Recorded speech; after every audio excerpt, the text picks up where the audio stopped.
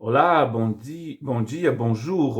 Hoje é o dia 23 de abril e continuamos nossa meditação durante esse tempo de quarentena. Eu gostaria então de ler com vocês no livro de Abacuque, capítulo 3, verso 19, que diz o seguinte: O Senhor Deus é a minha fortaleza. O Senhor Deus é a minha fortaleza.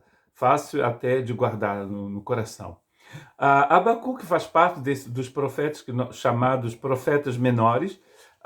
Em francês a gente chama de profetas pequenos. Não quer dizer que eles eram menor do que os outros, mas simplesmente porque os escritos são menores do que os outros profetas. Então são os profetas com os escritos mais curtos, menores, às vezes 2 capítulos, 3 capítulos, 4, 5, comparados a Ezequiel, Daniel, Jeremias, Lamentações de Jeremias, e Isaías, bem, é claro, que escreveram muito mais, né, que tem mais escritos. Esse livro é muito interessante, ele foi escrito aproximadamente 6 séculos antes de Cristo, 5 a 6 séculos, uma época em que há uma grande ameaça. Como hoje temos essa ameaça do vírus, na época, para a região onde morava o Abacuque, que era um habitante, morava no reino de Judá. A, a grande ameaça era essa grande potência, esse reino do Oriente Médio, a Babilônia, que estava chegando, né? Eles ouviam pela rádio, liam no jornal, principalmente através do telefone árabe. Eles estavam, a população estava amedrontada, porque todo mundo ouvia de histórias terríveis que esse reino estava fazendo na região. E, aliás, a gente conhece o final dessa história, a gente sabe que, finalmente, eles, depois da vida do Abacuque, eles chegaram no atual país de Israel e destruíram Jerusalém, destruíram o templo, e fizeram realmente muita miséria em todas as cidades e reinos daquela região. E então o Abacuque, ele começa o livro dele perguntando: e aí, Senhor, como é que fica essa situação? O que está acontecendo? Por que isso? Por que aquilo?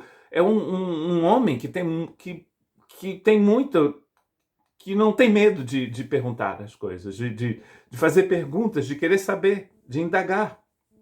É o que pode nos acontecer também. E não deve ser ruim nem pecado de perguntar por que essa coisa está acontecendo. A segunda parte do livro, Deus vai responder a esse profeta.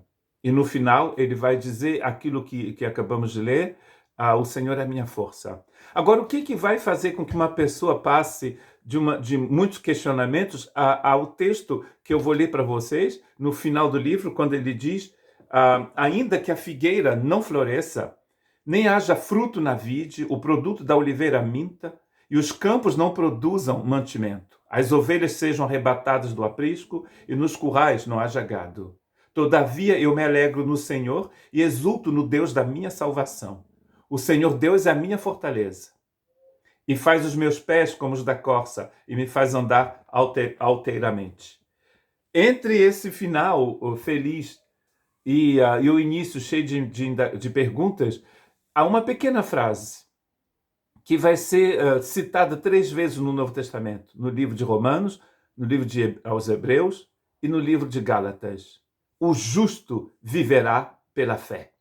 O justo viverá pela fé. Uma frase que inspirou os reformadores protestantes do século XVI, aqui na Europa.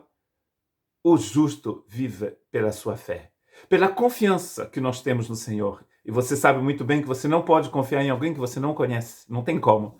Quanto mais você conhece a graça de Deus, quanto mais você conhece o amor de Deus, quanto mais você tem uma relação, um relacionamento com Deus, quanto mais você conhece a Deus, mais a sua fé aumenta e mais você pode enfrentar as dificuldades da vida. Há um filme muito conhecido aqui na França que se chama La vie n'est pas un fleuve tranquille. A vida não é um rio tranquilo. E a gente sabe muito bem que a vida é cheia de obstáculos e de sofrimentos. A morte, o nosso grande inimigo, a morte. A gente nasce para morrer. Olha que coisa incrível. Quer dizer, a gente nasce para sermos filhos do Senhor, mas esse corpo vai morrer. Como enfrentar essas grandes dificuldades? Como enfrentar a incerteza do amanhã? Sem fé. Sem fé é impossível agradar a Deus, está escrito. E Paulo, quando ele escreve aos Filipenses, no capítulo 4, verso 13, ele diz isso, diz o seguinte: eu posso todas as coisas naquele que me fortalece. Para o Paulo chegar a dizer isso, vocês sabem, se não sabiam, vão saber agora, vão ficar sabendo, ele escreveu essa carta quando estava na prisão em Roma.